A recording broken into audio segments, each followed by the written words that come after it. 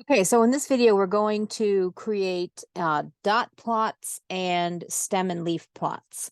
So dot plots and stem and leaf plots can both be a little bit tricky in that sometimes it's going to depend on how the data is rounded as to whether you get good, easy to understand plots or not. Now, Minitab is fairly smart and it will sometimes do good rounding for us so the things don't get too messy. In some programs, they can be very difficult to create because if you have too much accuracy, your binned data will basically be all by itself. There'll just be one dot per thing.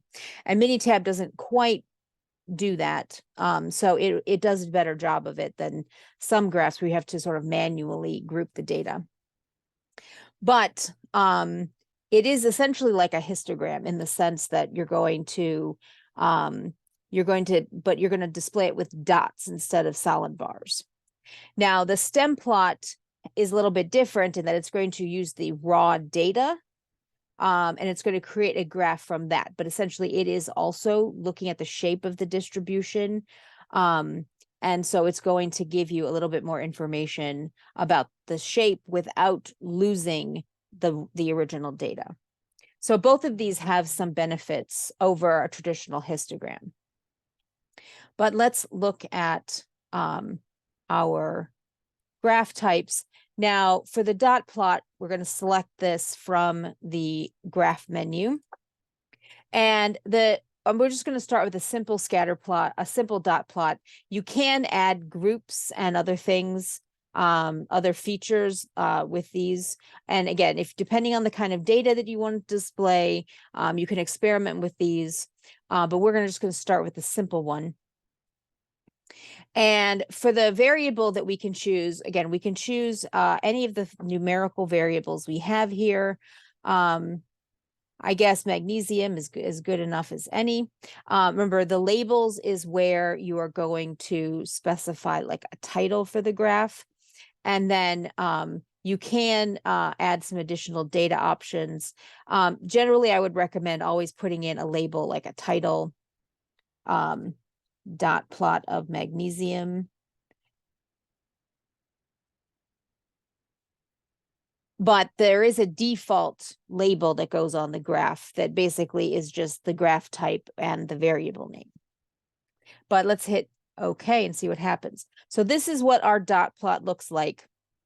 So in the magnesium data, we see that there's one value way out at 70. And if you hover over it, this is the bin that spans from 69 to 71. So this is pre-binned like a histogram. This one is the 161 to 163 bin, and there's only one value in it. And then each of these, again, they're binned data, so they're not individual raw values, but the bins are pretty small. Unlike a histogram, you would need to specify generally more bins in order to get bins that were this small. Now, as I said, in other programs, some versions of the dot plot will literally just take every individual value and put a dot above it. And that can make the graph messy and difficult to read. But Minitab is pretty good at this. Now, the second version, which the second graph we wanted to look at in this example was the stem and leaf plot. And the stem and leaf plot will preserve all the individual variables. There are lots of different ways to group your scatter plot, your stem and leaf plot. But let's look and see what it does for us in this particular example. Now I'm going to actually just redo the magnesium data that we just did so we can see what it looks like. Now you do have an option in the stem and leaf plot to trim outliers. I'm not going to do that. You can also specify which increment to use. So if you want it to go by tens or fives or what have you, you can specify that. This is something that I would, if I was making this, I would go with the defaults to start with, then see what it looks like, and then decide, okay, am I okay with those increments, or do I want it binned a little bit differently? And then you hit OK. Now in this one, the leaf unit is 1. So these are groups by tens. And each of the individual observations then are the ones units. So we can see here that we have a 70, and then we have 3 values that are 78. Now, if we want to go and change the bin, let's go and change that increment. Maybe we want to make it by 5s. So let's go back into our graph, pick stem and leaf, and I want my increment to be 5. So this is going to be essentially the same. This is exactly the same data, but now I have the bottom half of the 70s and the top half of the 70s split apart, and then the bottom half of the 80s and the top half of the 80s. And so my bins are not as tall as in my previous example. So these are all sort of very tall, all sort of very grouped together, whereas this spreads it out a little bit more. So you can sort of mess around with this. I've seen stem and leaf plots that go by 20s as opposed to 10s, and they will just, like, you would have a 7 here, and they would have all the 70s and then all the 80s, and then the next thing would be a 9. You could do that.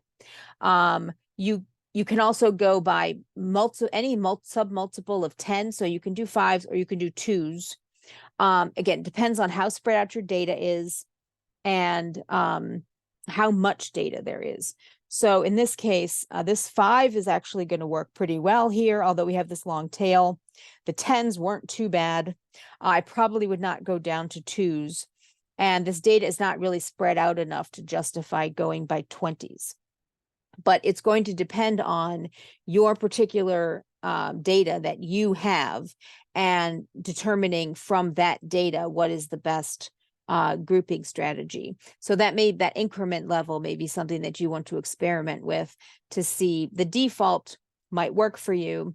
Minitab has something that they go through to figure out how many what the increment should be for that particular data, but you might want to play around with it because sometimes it could be, a little bit close to the margin, and then there may be more than one display that works pretty well.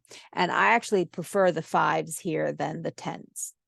But again, it's very dependent upon the data that you have and how spread out it is and how much of it there is.